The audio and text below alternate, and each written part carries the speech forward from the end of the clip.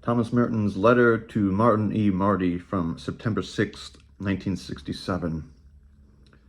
I long ago learned to live with the idea that I was half crazy. Lately, seeing the reaction of some people to my more recent books, I have become resigned to the possibility that I am completely crazy. Your open letter awakens in me the hope that I am only half crazy after all. Restored to where I thought I was, I am reassured.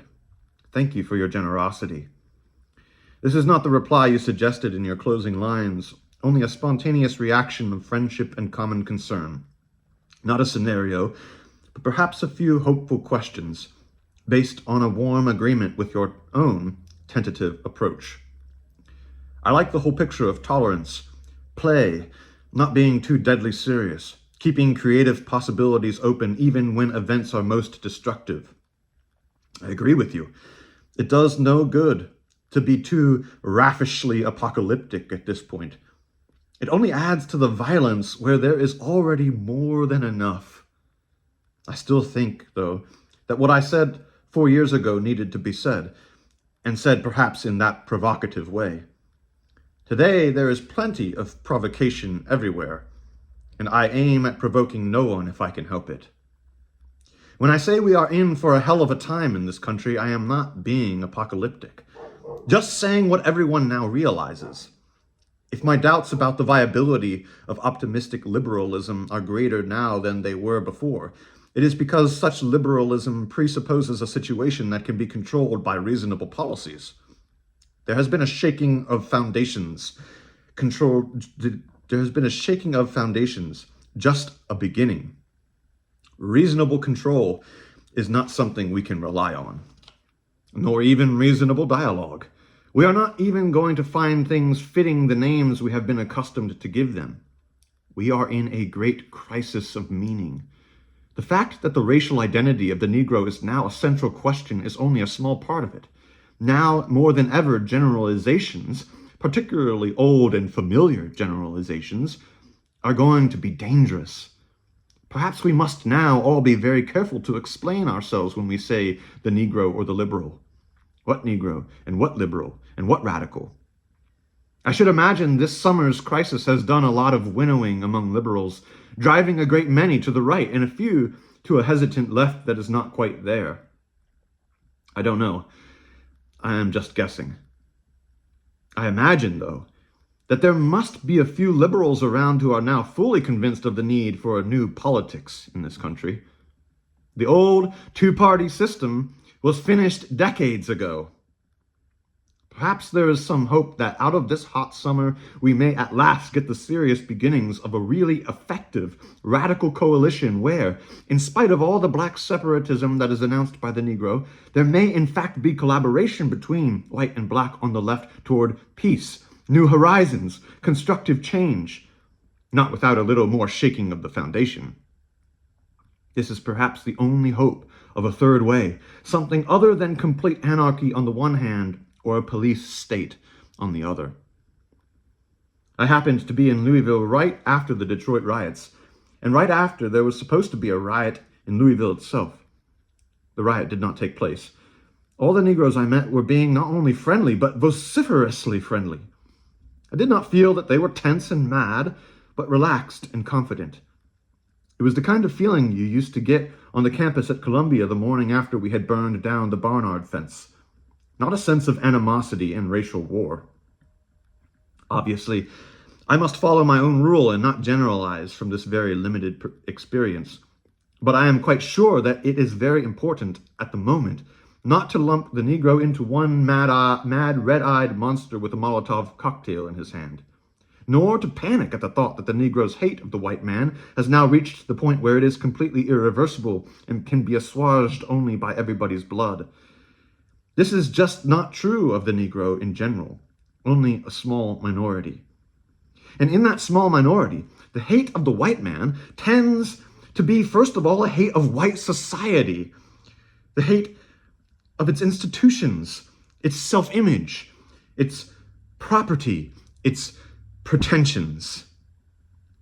I don't condone the senseless murder of firemen who are trying to put out blazes started by rioters, but still, It is the firemen as symbolic of white institutions, and not the firemen purely and simply as white man that is being shot at. In my opinion, the intransigence of the Black Power people is first of all aimed at one point: getting white liberals and radicals to off the back of the Negro activists so that the Negro can function freely by himself. Once this is quite clear, and I think it is now abundantly clear to everybody, if the white liberal or radical is willing to cooperate with the Negro independently and completely out of his way, without trying to dominate the Negro and make up his mind for him about anything, the chances are that his support will be accepted. But it will be accepted grudgingly, without thanks, without demonstrations of wonderment and pleasure. It will be accepted merely as what is due. If this could have begun 4 years ago on these clear grounds of understanding, we would be better off today. I do not say we would not have had the Newark and Detroit riots. These were inevitable, and more like them are inevitable. The injustice and cruelty which are by now endemic beneath the surface of our bland and seemingly benign society are too deep and too serious to be cured by legislation, even if by some miracle the legislation were to mean anything in practice.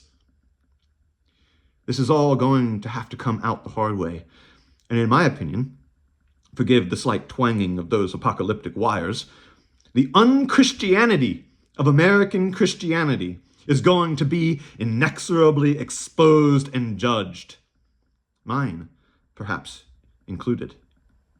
The form this judgment will take will, first of all, be the panic, the hate, the violence, and the fanaticism of people who, calling themselves Christians, will resort to killing in self-defense because they are so obsessed with the fear that what they believe in, the affluent society, is being menaced by revolution.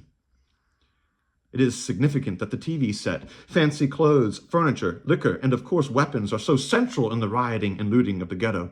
This is a religious war over what we all, white and black, really believe in.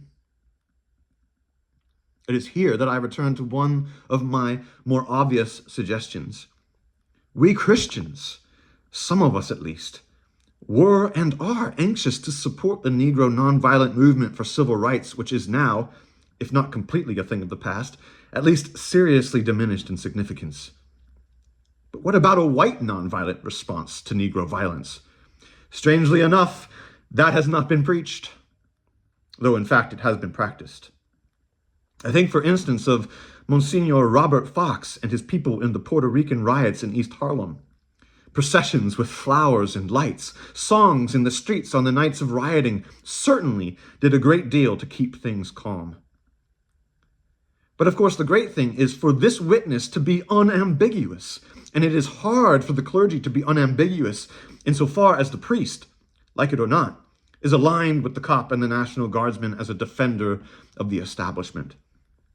Christian nonviolence in the presence of Negro violence must first of all mean a complete disassociation from and repudiation of an order which defends the money of the slum landlord and the white businessman against the people who are exploited by them in the ghetto. We have to clearly recognize that this order is disorder and join the Negro in protesting against it. Such sentiments are by no means popular among Catholics today, even still. What is this, 60 years later?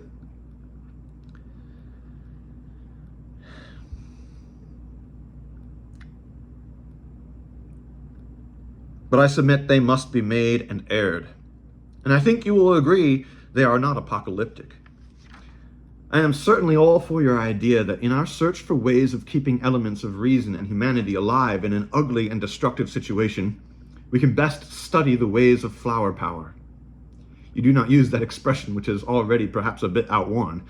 It takes anything about 6 weeks to become phony in America today, and about 6 minutes now.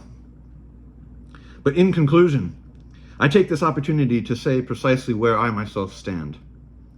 I am not convinced that Stokely Carmichael is the incarnation of Satan. I do not go along with violence, but I do not recognize in myself the slightest right to impose nonviolence on the Negro. It is up to him to choose his own policies. I do not personally believe that there is much chance of the United States handing over Alabama to the Negro, though I wish it were possible. If nonviolence is, as I think it is, a Christian duty in a time like this, because it is the only way to keep open really reasonable and creative possibilities in the mess that is to come, I think that we white Christians should get busy and find out about using it. But we must not use it for the interests of the white against the Negro. We must use it as it is meant to be used, for truth and for the good of everybody. To begin with, it must be used to keep open possibilities of authentic human communication when the bullets are flying. My position is on the Christian nonviolent left, particularly that segment of it which is occupied by Dorothy Day, the Catholic Peace Fellowship, and people like Joan Baez. We are not liberals. We are still, I suppose, Christian anarchists, except that the term has no political relevance whatever. But the Christian anarchist remains, unlike the liberal, clearly non-identified with established disorder.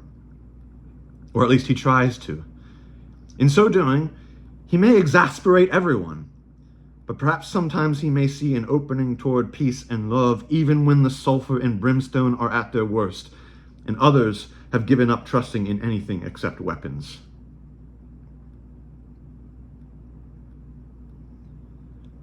No trust in weapons. Go and do the things that make for peace. God bless you.